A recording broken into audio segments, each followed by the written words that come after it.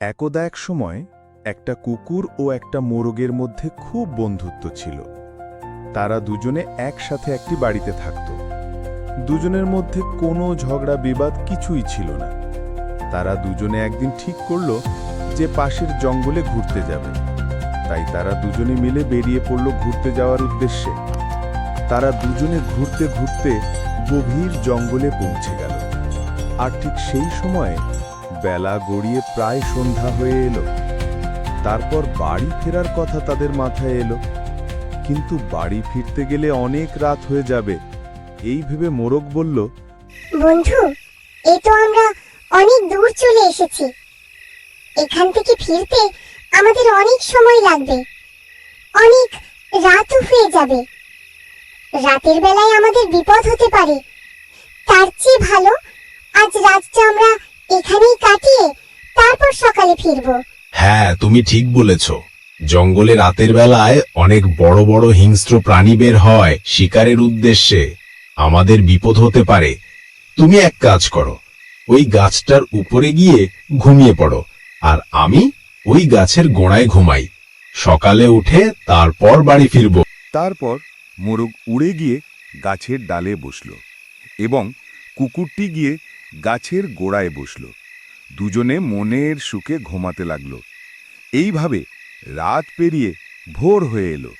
ঠিক তখনই মোরগ ভোরের ডাক ডাকা শুরু করে দিল।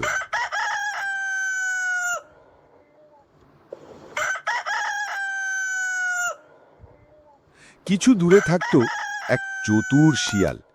শিয়াল তখন মোরগের ডাকা শুনতে পেল এবং মনে মনে বলতে লাগলো, এই তো দেখছি দেশি মোরগের ডাক। ওরে বাবারে, কতদিন খাইনি, ডাক শুনেই মন ভরে গেল। যখন খাবো তখন যে কি তৃপ্তি পাবো বলে বোঝানো যাবে না। না, যাই মোরগটা ধরে নিয়ে আসি, না হলে আবার অন্য কেউ ধরে খেয়ে নিতে পারে। এখন এমনিতেই জঙ্গলে খাদ্যের অভাব যাচ্ছে। ওরে বাবা, এ তো গাছের ডালে। আমি তো গাছে উঠতে পারি না, তাহলে মোরগটাকে মুরগি বানাই। এই যে বন্ধু, তুমি তো খুব সুন্দর দেখতে, আর তোমার গলার স্বরটাও সেই রকম। কি বলবো বন্ধু, তোমার শব্দ শুনতে পেয়েই তোমাকে দেখার জন্য পাগল হয়ে ছুটে এলাম। একবার নিচে নেমে এসো বন্ধু, তোমাকে একবার ভালো করে কাছ থেকে দেখি। এই তো দেখছি খুব চালাক শিয়াল, একে একবার উচিত শিক্ষা দিতে হবে। হ্যাঁ বন্ধু, অবশ্যই দেখবে। একটু এই গাছের গোড়ার দিকে এসো, তারপর আমি গাছ থেকে নামছি।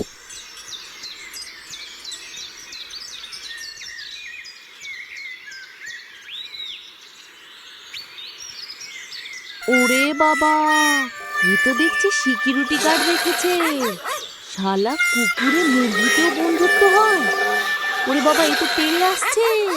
পালাই বাবা, না হলে মেরে ফেলবে। বাঁচাও বাঁচাও, আমাকে মেরে ফেললে গো। কে কোথায় আছো, বাঁচাও। কি রাগী কুকুর রে বাবা, আর কোনোদিন করবো না গো, ছেড়ে দাও।